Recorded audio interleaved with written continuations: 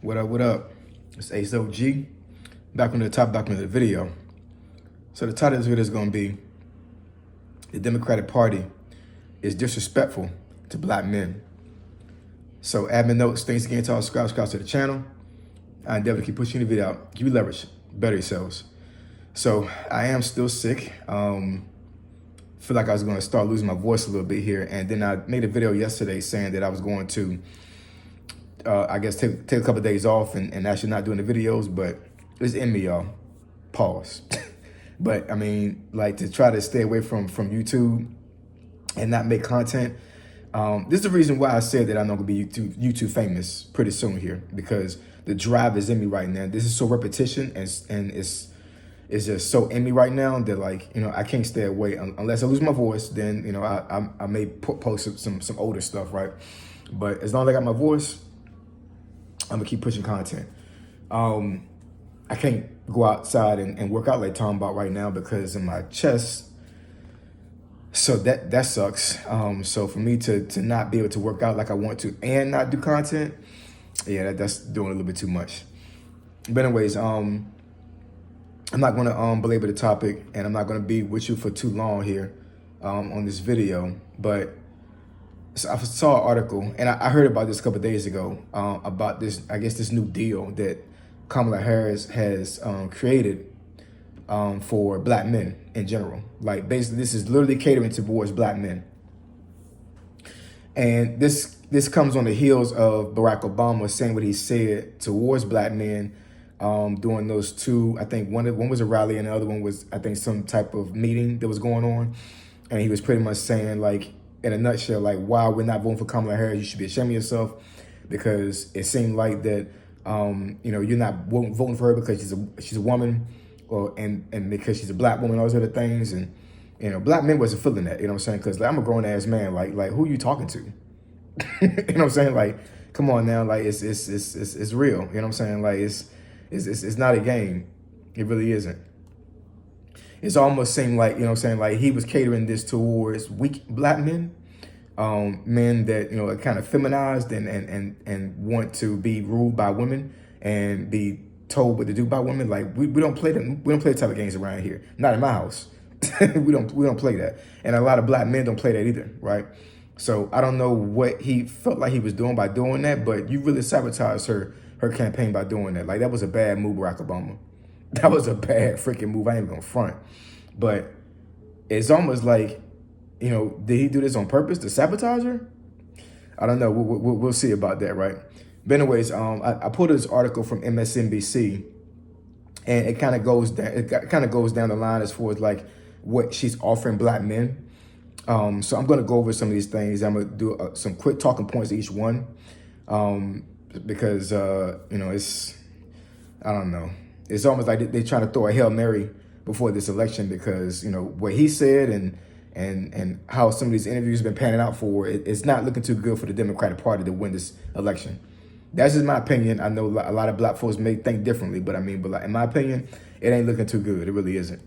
But anyways, these are some of the things, these are some of the proposals that she has, and some of the things that she says she's going to do if she wins the presidency.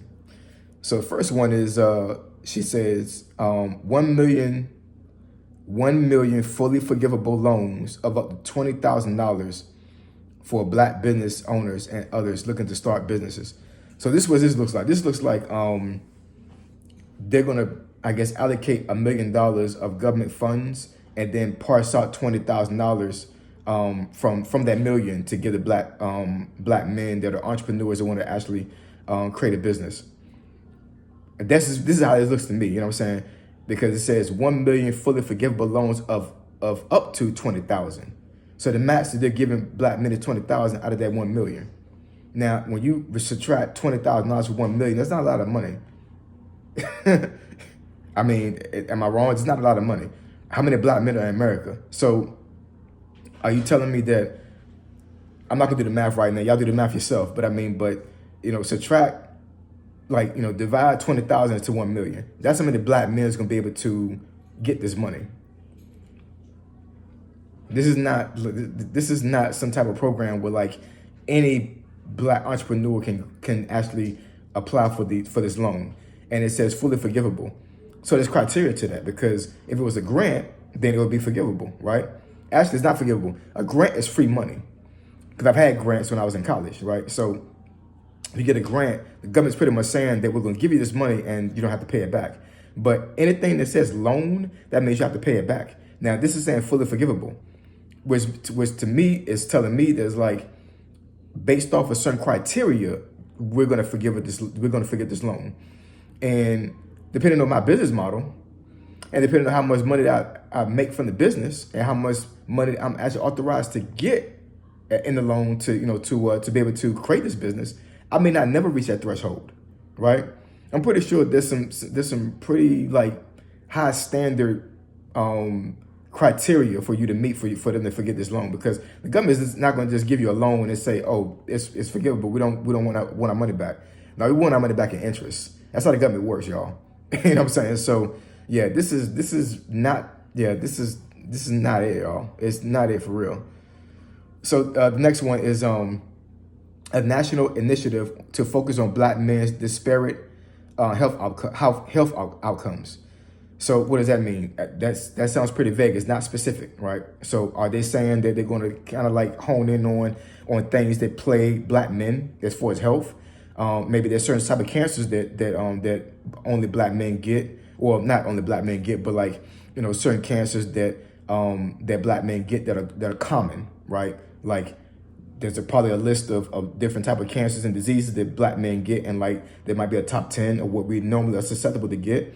And maybe they're trying to say that they're going to focus more research on curing those things. Who knows? You know what I'm saying? But that's pretty vague. I'm not saying it's a bad thing. I'm just saying that, in politics, you cannot be vague, because if you're vague, that means you're telling word salad. And we don't want word salad, not at this late in the game. Be specific, right? So next one is more investment in education, mentorship, and training programs designed to funnel Black men into good paying, high demand jobs in fields where they are unrepresented and desperately needed, like teaching.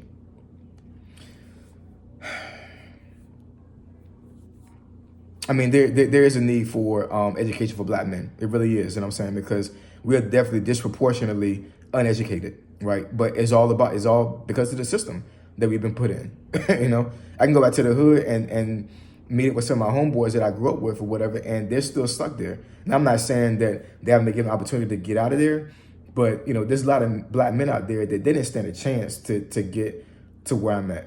And we're all from the projects, you know what I'm saying? But I had certain mechanisms that were put in place. I had a strong grandmother and a strong mom that, that was beating my ass pretty much to keep me off the streets, right? Pause. No disrespect to them. Excuse my language, you know what I'm saying? But, there was some mechanism put in place where they try to keep me in check so I wouldn't go out in the streets and do a whole bunch of things. But this right here, I'm not saying that's a bad thing. I'm not saying it at all. I'm just saying that that's telling. They're pretty much saying that, look, we know that a lot of Black men are not educated and they're ignorant. So we're going to try to put this incentive in here to get you a good, high-paying demand job. But that's going to be a small number, because when you look at statistics, we are the main folks in prison, meaning that we have records, right? So if I have a record coming out of prison, how is it going to benefit me? I'm not going to get a very good job with a felony. I don't know. We'll get into that maybe in another video. Supporting regulation to protect Black men and others who invest in and own cryptocurrencies. I would say that's a small number of Black men. I don't have statistics, but at the end of the day, if I go back to my hood right now, you got to relate it back to the hood. If I go back to my hood right now, I don't think I'm going to find too many of my homeboys and folks that are younger than me that have a portfolio of cryptocurrency. I mean, that's just real. You know what I'm saying? Like, most Black men that I know don't even know how to invest money. You know what I'm saying? So this is catered towards a very small sect of black men, right? I have cryptocurrency. Been having cryptocurrency since 2020, right? Supporting regulations to protect. Now, I don't know what that means. You know what I'm saying? Are you saying that that we need protection from our holdings in cryptocurrency? I don't know. That's kind of crazy. I'm gonna have to do some more research on that one.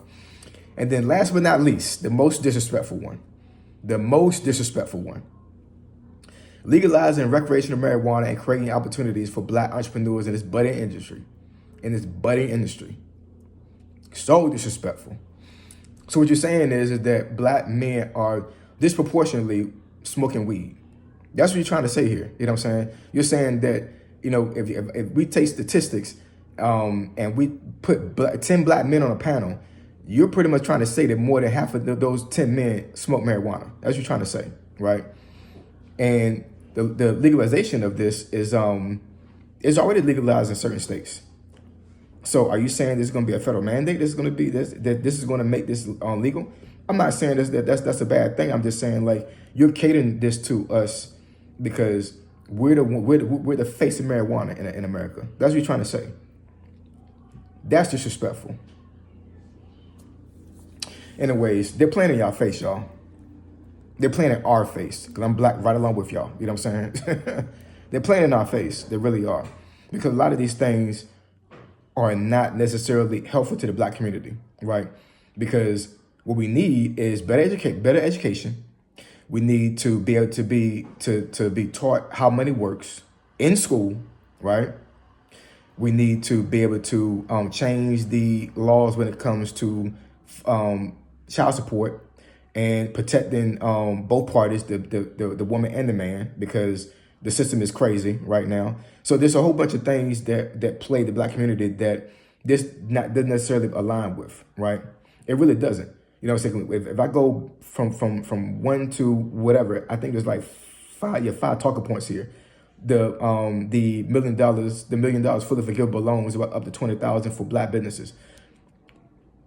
How many black men do you know are trying to be entrepreneur in the hood? Most of them already are because they're drug dealers. You know what I'm saying? You know, and I'm not saying that in a disrespectful way. I'm just saying, like, you know, there's a lot of black men in the hood that are hustlers and they're entrepreneurs already because they have to do that in order to survive. Because some of them have records, they can't even get a good job, right? But this is not catered to them. This catered to other men like me. I'm an entrepreneur, so this caters more to me, right? And I'm a very small minority in the black community. I really am. The health outcome, when it says national initiative to focus on black men's disparate health outcomes. Most black men in the hood can barely even afford to eat, let alone eat healthy, right? So this, once again, this goes back to me, right? A man that actually is able to buy the healthy foods to eat right. They have a good job and I have investments. The more investment, education, mentorship. Now that kind of goes back to the hood as well. It does, but it's just not it, y'all. It just isn't. The cryptocurrency, like I said, I go out to the hood. How many folks got cryptocurrency? Not too many. And the legalizing of marijuana to create opportunities for black entrepreneurs. Yo, this is crazy, yo. This is crazy. But drop some comments in the comment section below. Let me know what y'all think. I think that this is really disrespectful to black men. I think that they're playing in our face. I think that they're trying to make it seem like we're extremely ignorant when it comes to a lot of things. And they're playing in our faces because they want our vote. They need our vote. Let me say that again. They don't necessarily want our vote. They need our votes because they need the black vote in order to win. They need that. So, yeah, this is kind of crazy, y'all.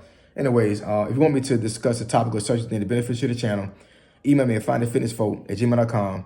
My email address is in the description below. Say so, G. Signing out. I'm gone.